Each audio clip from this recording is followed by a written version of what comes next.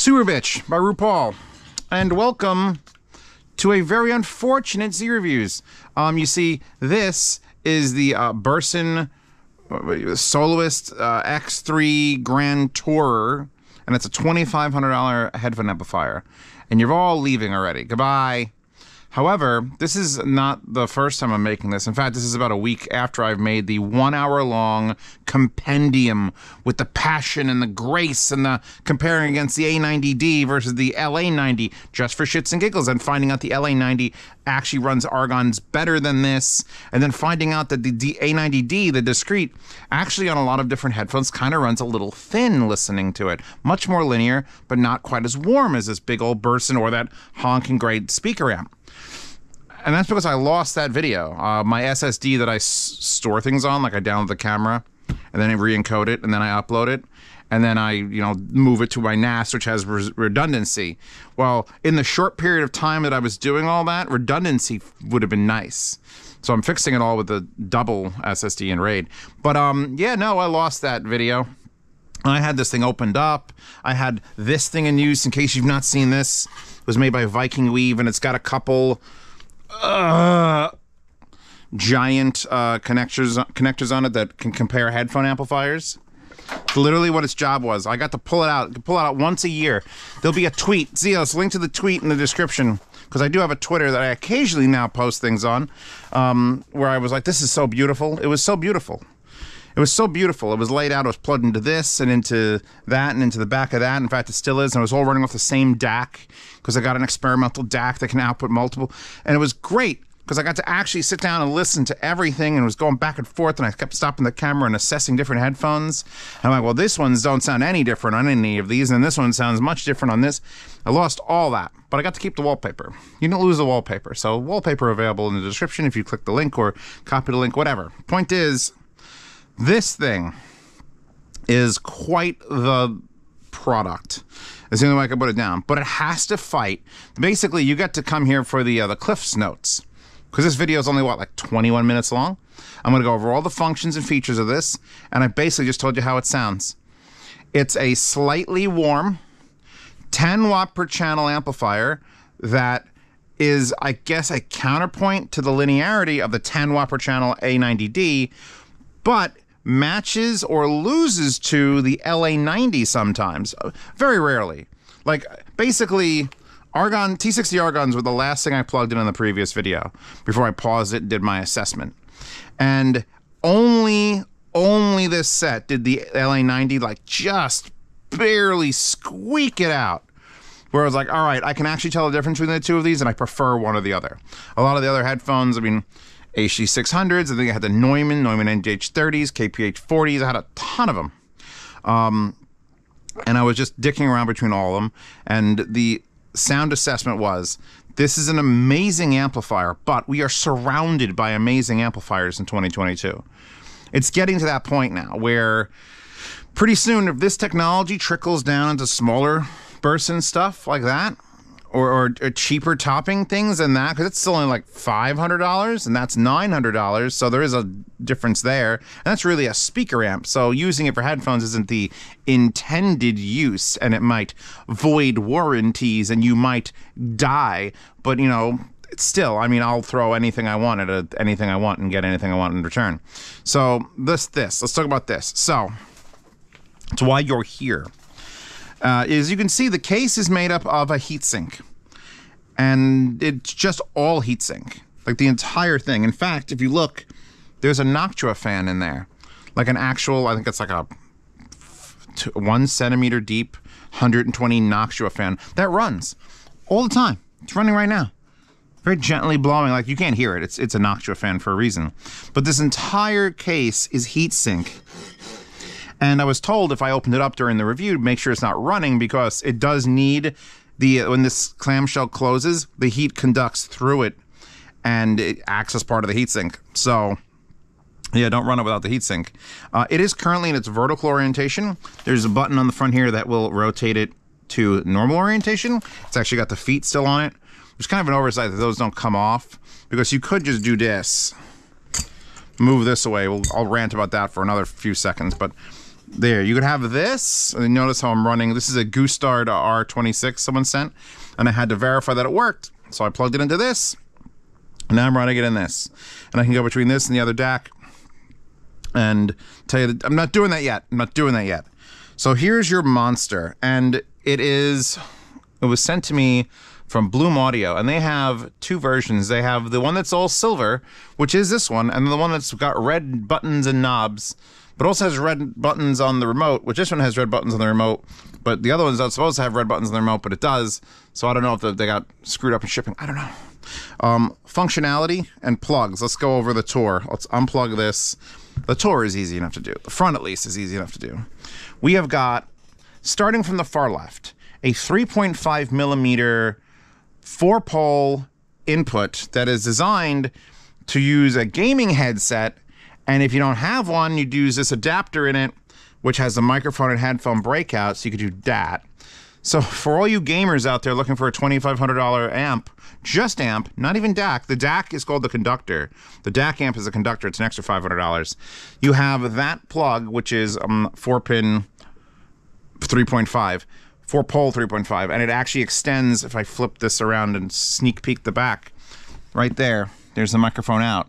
And what that basically allows you to do is it doesn't fuck up your grounds, because when you have a microphone and it splits off, if you have grounds going to two different spots, it's bad. So if it passes through this, it's fine.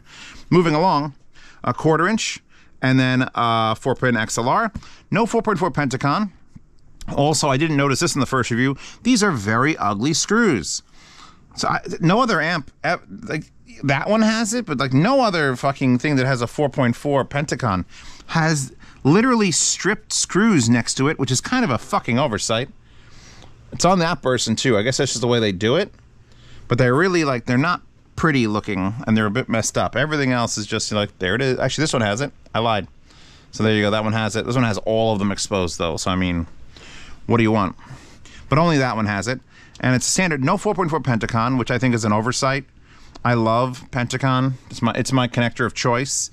And I don't want to have to use adapters every time I go and do things. Like this has got it, and that's got it, and that's got it. Actually, though, that person doesn't got it, but those two other ones got it. I mean, that's all IFI uses. Let's rotate the screen again. 4 buttons.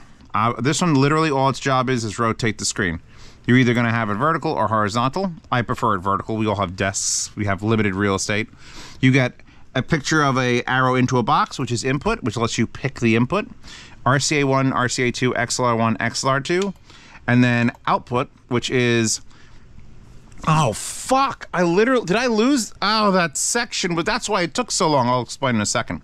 Headphone out, so unit and headphone out. Preamp out, because it has preamp outs. And then that section is headphone plus subwoofer. Out. That took 2 hours to set up. And then we have the settings menu, which is gain, which I have currently on medium. There's only low, medium, and high. You choose them with the digital knob, and you click in. This is a click in. Left, right balance, OLED level is the brightness of the screen. There is a crossfeed functionality. I'll explain that again. You can turn the remote off in case you don't want it. You can reset the settings and have it auto off enabled. So that's it for settings. You know what that does, and this is a big knob that goes click, click. So let's start with crossfeed before I move to the back of the unit. Crossfeed has low, medium, and high. And what crossfeed is, because you don't see it on units, you really don't. Usually it's a software thing. And it essentially tries to emulate how speakers function. When you wear a headphone, here's a headphone, and a sound, you're listening to 60s Grip of the Doors, or something modern, it doesn't fucking matter. You're listening to something, and someone decides in the mixing booth to make some shit come out of it in the right channel, and only the right channel. That means your left ear doesn't hear it, obviously because you're wearing headphones. In real life, because headphones aren't invented according to, you know, the creator, which would be, you know, whatever the fuck you believe in, but we hear things in real life. We're not supposed to wear things on our heads and hear them. So if you're listening to, well, let's assume you're in the woods eating berries, like we all should be. God, I want to go back to that. There's no taxes in the woods eating berries. And then you hear a branch crack because there's a bear. You have to be able to know that that branch cracked right there. And the way that that works is your brains or our nervous systems are so finely tuned that when the sound waves come, because it's one wave like this, When it comes and hits your right ear and then your left ear, you know where it is. That's how imaging works in songs. That's how we can tell if you close your eyes, if someone snaps their fingers and then snaps their fingers here, you can tell it's there based on the timing difference between your ears. So what Crossfeed does, instead of having things that are only in the right channel, it bleeds a little bit into the left with a bit of delay so that things sound more natural. So like with speakers, when you listen to speakers, that speaker makes a sound and it hits both your ears, and that speaker makes a sound and it hits both your ears. So even if you're listening to The Doors and Jim Morrison is screaming out of only the left channel, which has been known to happen, you will hear him in both ears. You'll just identify he's singing from the left or from the right or some point in the middle. So Crossfeed is just a way to emulate sort of like the natural sound of speakers. I tried it. It's decent. I don't think I'd ever run it on high. High is absolutely distracting. But low is a nice little bump, a little bump. It sort of backs you up from the music a bit. It doesn't feel as compartmentalized. So why this isn't included more on devices, I don't know. It would even, I haven't even seen it really on DAPs. I would love to try it on DAPs, where in the digital realm they could do this real easy. This is doing it, I believe, in the analog realm because it's a completely analog device. So they have to like bleed it in with resistors and things. So that's actually a complicated thing to do. It's kind of like what IFI do with the X-Bass and 3D when there's no digital conversion. So that's the only like feature. That's the only like feature that this amp has over other things is the Crossfeed.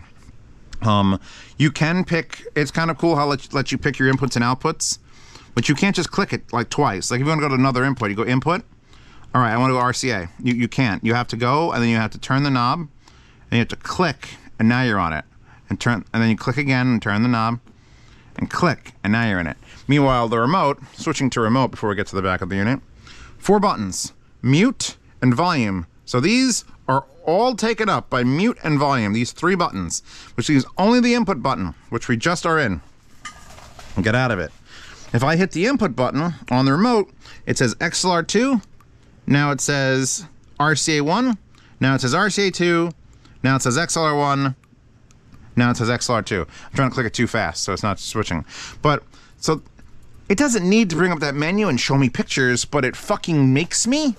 It does, and it makes me. By the way, made in Australia, by the way. Just like my car. I love my car.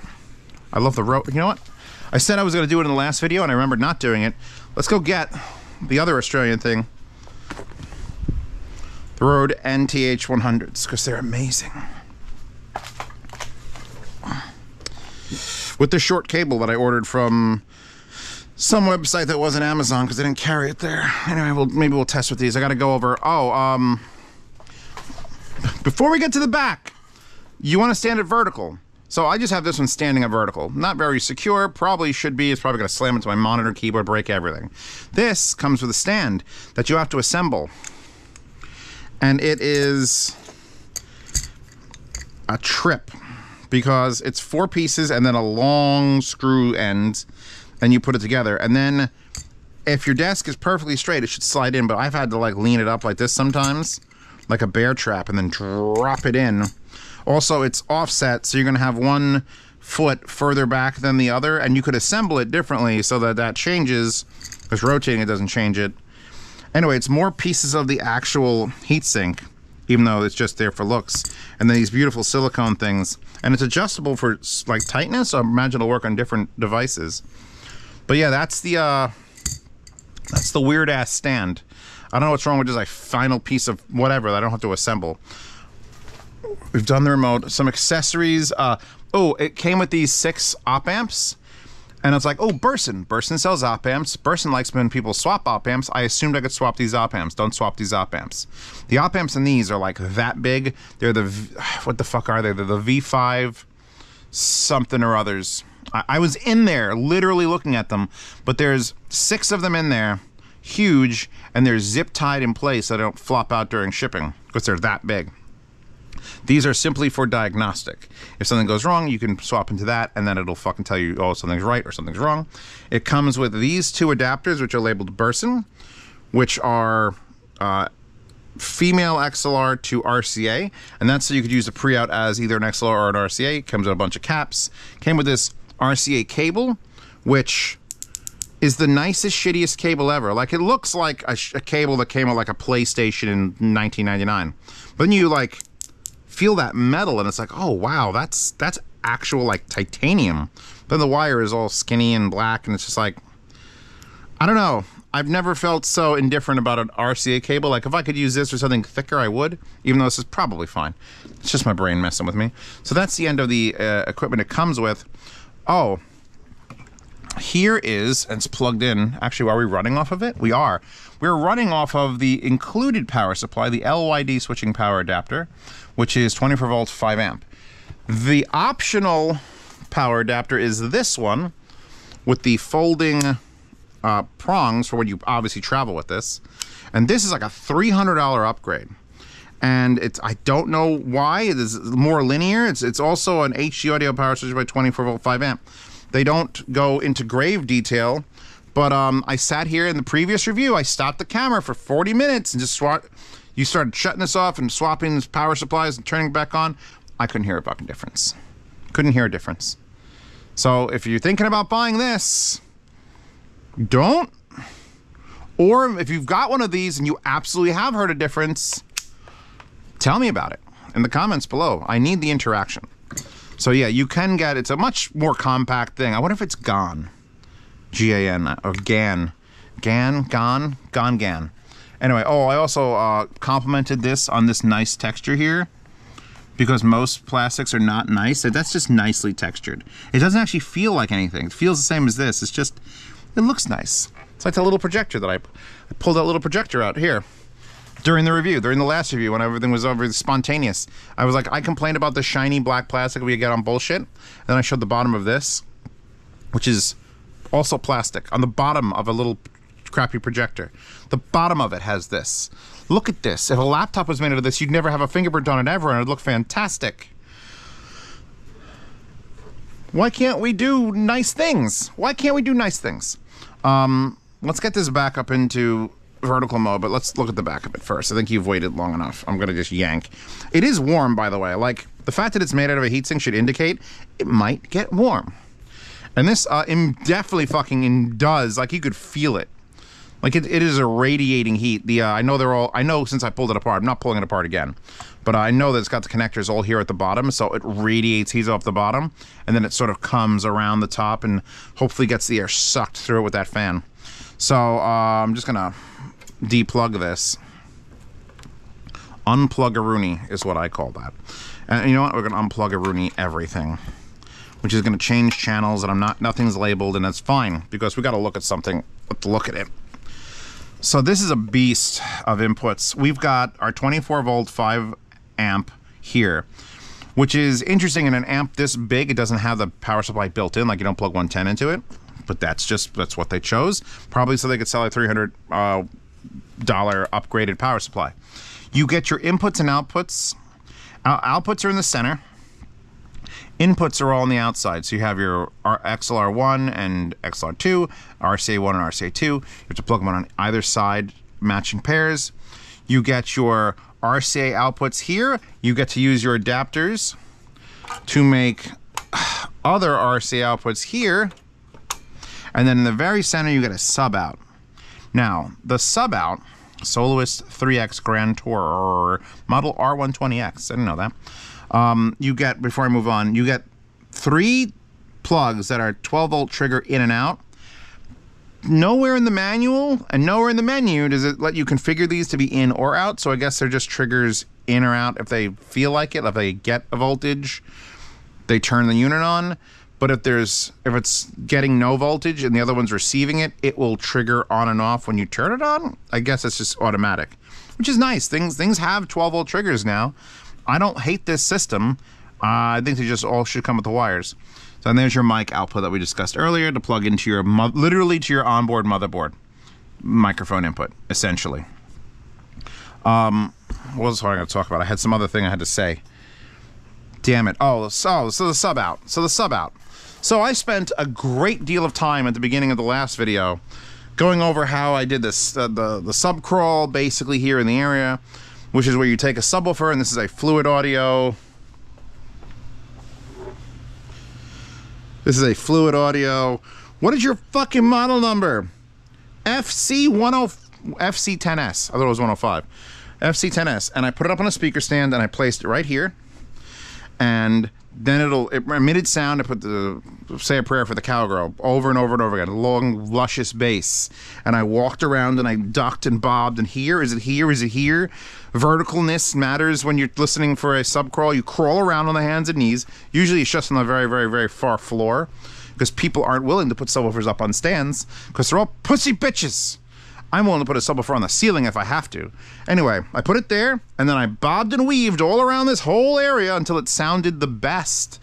Where did the sub sound the most natural and clean? I found that it was literally right here.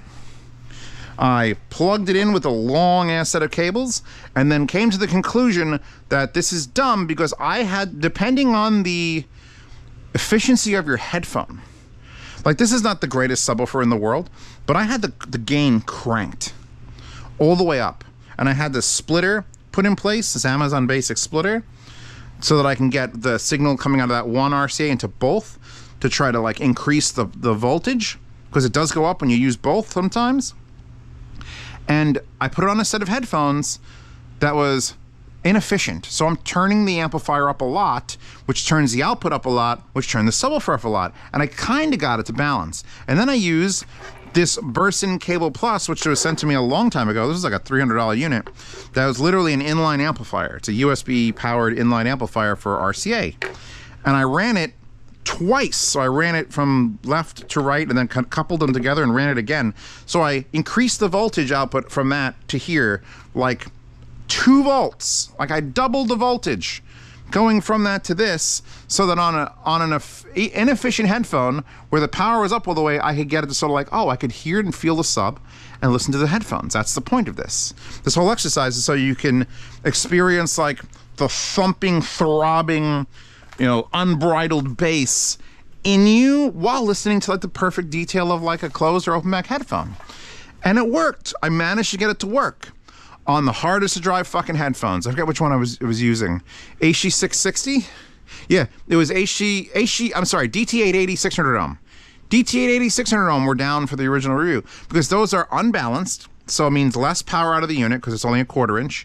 So I got to crank it up on high gain, and then that output made that sub go boom, boom, boom. Problem is, as soon as I switched to something that wasn't super hard to drive and used the balanced output like I did on these HG600s, now that subwoofer, I had to lower the volume. I had to put on medium gain and lower the volume, so now that subwoofer just dropped. And even though I was listening to the headphone and the music at the same volume, I couldn't hear the fucking sub anymore. So what's the point? If you only have one headphone and you have an extremely capable subwoofer that you can crank to like 1,000,000, maybe you get away with the subwoofer out.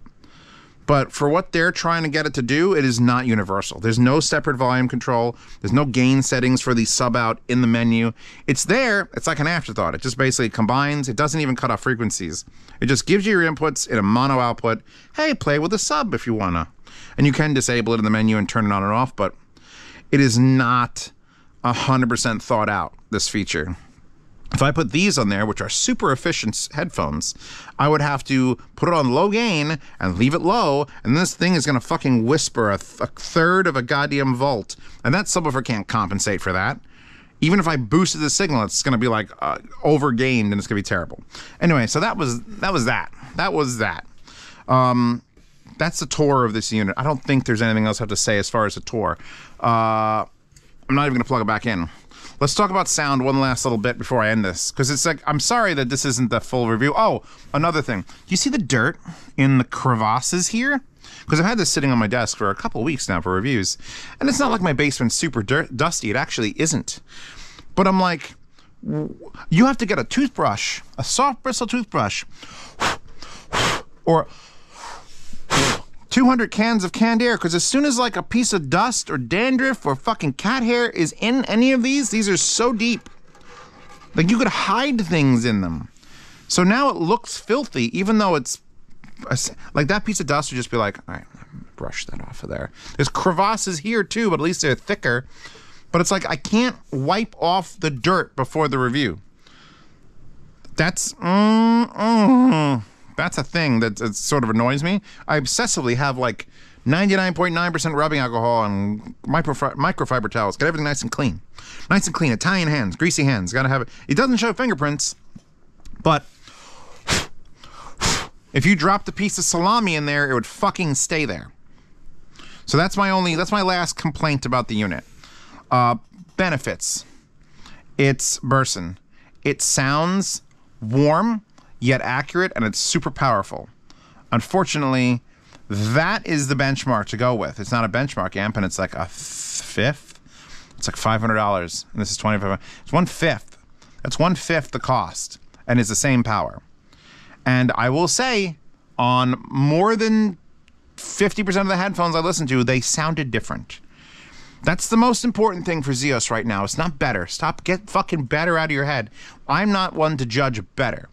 I'm one to judge different first. Because if it doesn't sound different, then there's no point in better. So different first. 50% of headphones I listen to on the A90 Discreet versus the Burson sounded different. But we're talking about a minuscule amount of different. We're talking about, like, we're not talking about the soundstage increase or the low end was 30% higher. We're talking about, like, A-B switching physically, like this, at this speed. I was able to discern some sort of difference in either the very gentle placement of where an instrument was or the mid-tone, the tone of the whole overall sound on multiple headphones.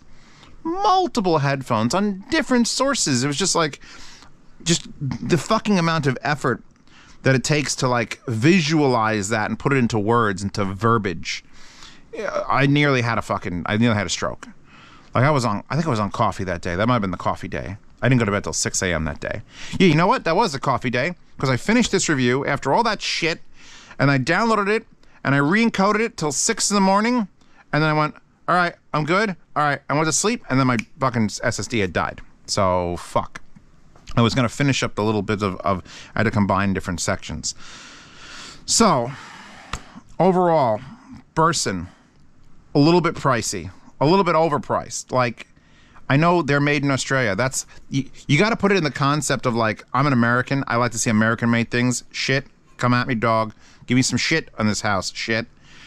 But shit stuff doesn't compete with Topping and SMSL and the cheap shit. The cheap shit, the Singzer stuff, the Chinese stuff. Because they're so cheap and their tech is so cutting edge that it's like, because I mean, half the shit everything buys, every iPhone and everything, it's all made in China. So all those processes and stuff is all getting developed over there. So when they start coming up with better ways to make chips and better ways to make silicon, it's there first. We're all catching up. America's catching up. Australia is definitely catching up. Australia pulling out this headphone. It's not hard to make a headphone. There's no real technology in here except for the driver. The driver is the complicated part of a headphone. You pull that off, it doesn't matter what your case feels like. It'll be good. And they just did an amazing job and everything. This has electronics in it. It is a fully it's going to be in a non-heat sinked case, and it's all electronics. Everything in it has to be of the cuttingest of edges or the oldest of schools. You can go the other way around. Instead of being, Class D, make it a Class A. I mean, the thing gets it's Class A, so it gets hot. The problem is, it's Class A leaning towards linearity, and this leans the hardest towards linearity in the world. Like, I'm just blown away by the A90D every time I listen to it. And then the LA90, which wasn't even going to be a real competition in this scenario, I just threw it here because I had it on the desk already. And I'm like, it's got this. I have to compete with something with 10 watts a channel. So what the fuck's in my house that has that sort of power? It's the Burson, it's the A90D, and fuck it, the LA90 with an adapter. I didn't even get the Stark Rimsons out, because that's a whole other thing. That has a volume knob, at least. So yeah, the sound out of this is as good as you can get in 2022. Same as that and that. That's the problem. This came out last year. God, King Emperor for a year. Did it come out last year? Actually, when did I see it? I saw it in Chicago. This only came out recently. There was a short period of time that I missed where this was the be-all, end-all of amplifiers. I missed it. This channel is slow. We get things. It sits on the table for fucking ever and ever and ever. And it's like, all right, I'll get to it. And in this case, it's going to save a lot of you money. But it also means that like this didn't get its time in the spotlight. It was so close. It's like the 789. The 789 came out and had a year of absolute dominance. The THX amplifier. That thing was the amplifier, and I bought 3 of them with my own money. There was no savings and no coupon codes. It was just $400, $400, $400. I got them on sale. But I spent all that money on 789s because that was it. Until the A90 came out. That one. That A90 came out and was like, oh, by the way, we could do this better. And I was like, oh, fuck. So now fast forward, A90D comes out. And anything that I hadn't listened to up until the point of that basically is like, oh, yeah, you have the Burson. It's a great amp. It's a great amp. It's got features. It's got multiple inputs, even though that has the EXT connection where you can put up like a lot of inputs. It's got a remote. Well, they all both have remotes now. I missed its opportunity to praise this as hard as I would have been praised. It missed the boat by like that much. Is it still a great amp? Yes. Would I still run it?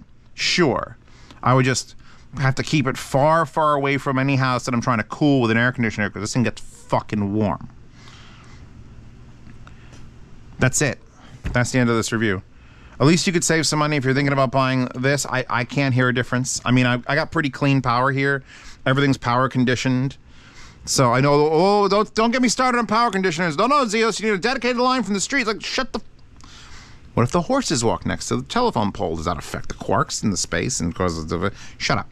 I can't hear a difference. If I'm specifically sitting here with both and I can't hear a difference, that's it. For me, I'm done. Someone else wants to pick up the mantle and try real hard to hear the difference, they're welcome to.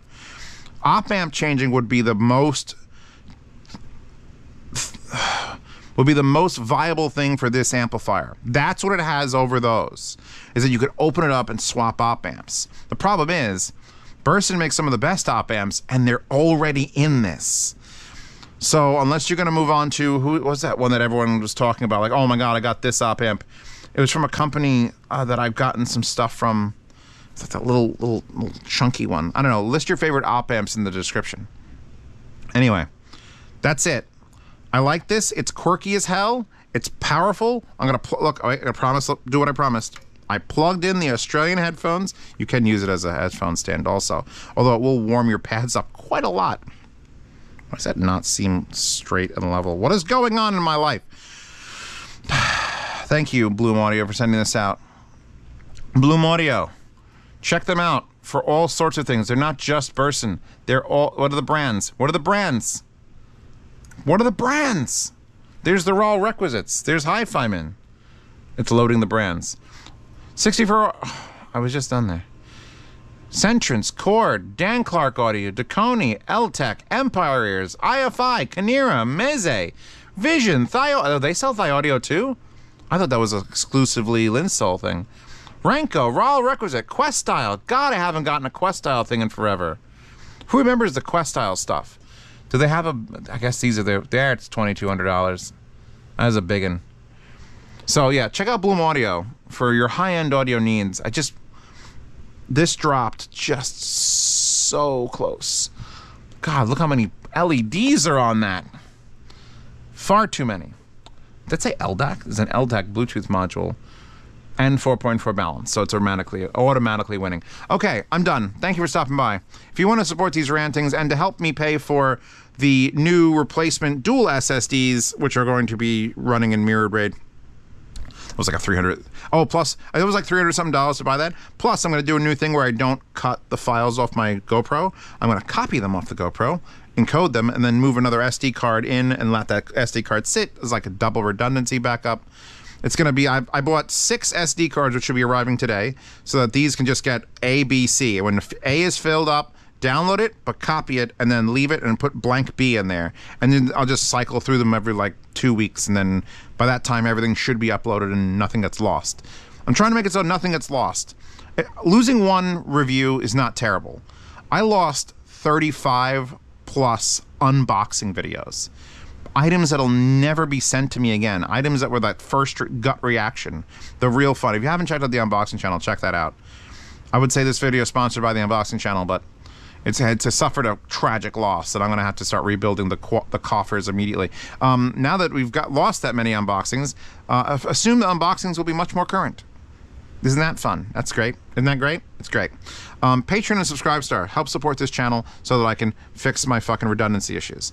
For $5 a month, for just $5 a month, a small boy in Pennsylvania can show you his reviews early, participate in yard sales. You can participate in yard sales, and you get to hear lossless sound demos. Seeing reviews early is important if something's going to sell out. Wow, my brain, I stopped the script and my brain went, yeah, $5 a month, see reviews early, participate in yard sales. Oh, that's from the 1st to the 10th of every month. I ship anywhere in the world for half shipping. America and Canada are free shipping. And then sound demos are lossless, but only audio because I don't have ability to upload gigs and gigs of video. Anyway, actually I do now. Now that I'm a Telegram Premium member, I could upload up to 4 gig files. I should get sponsored by Telegram. And for $10 a month, you get the private behind-the-scenes Telegram chat where those people get to ask me any questions they want right away, all the time, and I will respond to them. It's at Zeospantera in this group of 200-plus people, and they're all great, and they all help each other. It's a fantastic place to be. And also, if you're in that, you're in a lifetime swap meet chat where you can buy, sell, and trade gear. So you bought an A90. You know how many A90s went up for sale as soon as I released the A90D review? A lot. You can get them for like $300. $250. Go. Don't you want to be getting those cheap deals? I do, and then I want to sell some of my shit. Anyway, waifu's there. She's hot. This is hot. Red. It all worked out, and then I lost it. So anyway, I will see you all in 2 days for another one. I don't know if SoCal Can Gems happened already. I don't know if the $10,000 buying spree has happened already. Oh, God. That money would be nice if I didn't have to spend it on audio gear, but we're going to do it because I said I would. Anyway, I'm done. You're done. We're done. Thank you. Good night.